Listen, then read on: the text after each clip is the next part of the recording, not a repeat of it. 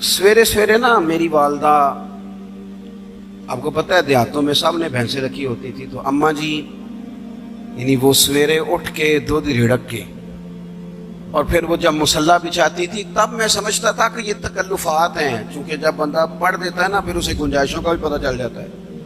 میں سمجھتا تھا یہ تکلفات ہیں کہ وہ پہلے کپڑا بچھاتی، مصلی بچھاتی، پھر پیالے میں پانی لا کے پاس رکھتی، پھر وہ جناب اس پہ پڑھنا شروع کرتی، پھر وہ ریل، اور پھر ریل کے یہ جو حافظ ہوتے ہیں نا ہمارے، یہ پھر زیادہ نہیں چومتے قرآن پاک کو، ان کے پاس ہوتا ہے نا ہر وقت، لیکن وہ پرانے بندے وہ شنیل کا غلاف، پھر اسے کھولنا، پھر اسے چومنا، پھر سینے سے لگانا، یہ ساری چیزیں ان کے پیش نظر رہتی۔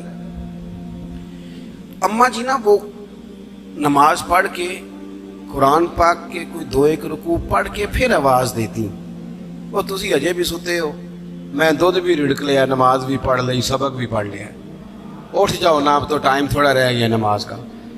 یہ آپ یقین کریں، میرے سے بزرگ ناراض نہ ہو جائیں، لیکن بچوں کو نماز کی تقریر نہ سناؤ کہ پتر نماز پڑھنی چاہیے، نہ تقریر نہ سناؤ، تقریریں باہر چلتی ہیں، گھر میں نہیں چلتی، گھر میں عمل چلتا ہے۔ بچوں کے سامنے نماز پڑھو، بچوں کے سامنے قرآن پاک پڑھو، اپنی اولاد کو عادی کرو کتاب و سنت کا۔ سارا دن گپیں، سارا دن باتیں، گھر میں بھی تبصرے، ٹیلی فون پہ گپ شپ، اس نے تو نفسیاتی کمزوری پیدا کر دی ہے قوم۔ اپنے گھر کے اندر چلن پیدا کریں، قرآن پاک سے پیار ہو۔ وہ ایک دفعہ نا یہ ضلع شیخوپورہ کے کسی گاؤں میں ایک آڑتی تھا، یہ منڈی میں آڑت، وہ پرانی بات ہے پاکستان بننے سے پہلے کی، وہ سادہ سا بندہ تھا، داڑھی رکھی تھی، 5 وقت نماز پڑھتا تھا، تو فوت ہو گیا، آڑت کرتا تھا، تو اس کی قبر سے خوشبو آنے لگ گئی۔ یہ کدی کسی پیر دی قبر چوندی تو پھر کوئی منڈیا نے بٹت کرنی سی پیراں دیا نے، پھر تو کمال ہو جانا تھا۔ اللہ خیر فرمائے، اللہ ماشاءاللہ، پھر کوئی کہانی، کوئی کرامت ادھر ادھر سے جوڑ جاڑ کے بھی لوگ بنا لیتے ہیں، لیکن وہ سادہ آدمی تھا، قبر سے خوشبو آنے لگ گئی، شور پڑ گیا، لوگ جمع ہو گئے، بندے نا آہستہ آہستہ وہ عدت ختم ہوئی تو اس کی خاتون سے کہنے لگے کہ مثلا انگوٹھا چھاپ بندہ تھا، سائن بھی نہیں کرنے آتے، قبر سے خوشبو، آخر کوئی تو عمل ہوگا۔ کہنے لگی اسے نا قرآن پاک سے بڑا پیار تھا، پڑھا ہوا نہیں تھا، تو ہر روز وضو کر کے نا دن میں 2 وقت قرآن پاک کھولتا اور پھر اس پہ لائنوں پہ انگلیاں رکھ رکھ کے چلاتا، رو کے کہتا مالکا غلطی ہو گئی ہے، میں نے پڑھنا چاہیے سی، اللہ تو جو بھی آکھے ہے سچی آکھے ہے، تیرا کلام بڑا سچا ہے، مالک تو بڑا کریم ہے، تو میرے واسطے خیر دیاں گلیں کی تھی۔ کہتے ہیں وہ قرآن پاک سے بڑا پیار کرتا تھا، بیماری، تندرستی، سفر، حضر، قرآن سے بڑا پیار کیا۔ لوگ سمجھ گئے یہی تو وجہ ہے کہ قبر کی مٹی سے بھی خوشبو آ رہی ہے۔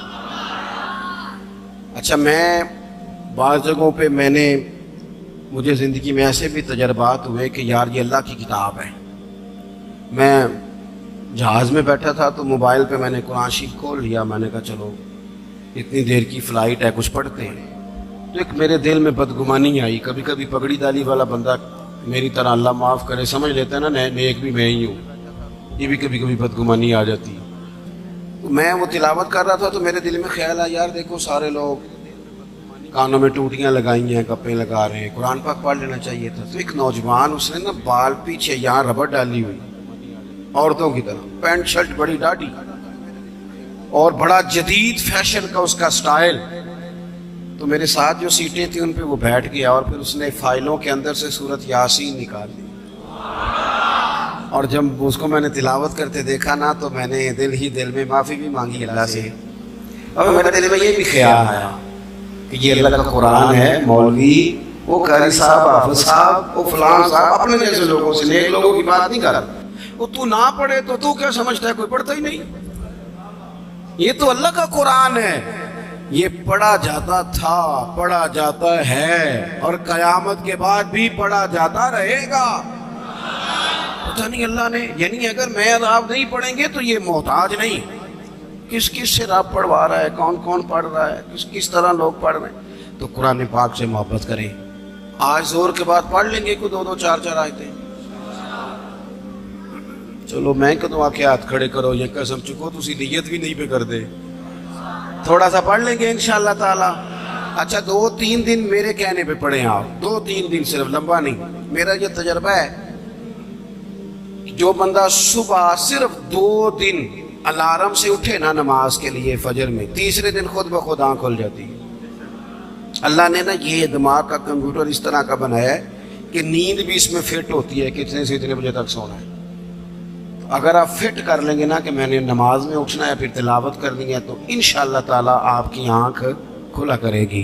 یہ بڑی خوشی کی بات ہے کہ حضرت مولانا اکرم صاحب کے بیٹے نے قرآن مجید مکمل کر لیا. 2 دعائیں آپ نے اس کے لیے کرنی ہے, پھر ہم ان کی دستار کرتے ہیں. صحیح کرنی ہے, میں نے بھی دل سے کرنی ہے, آپ نے بھی دل سے. ایک تو دعا کرنی ہے کہ اللہ تعالیٰ یاد رکھنے کی توفیق دے, اور دوسرا یہ کہ اللہ تعالیٰ پھر عالم بننے کی بھی توفیق دے. آخر دعوانا الحمدللہ.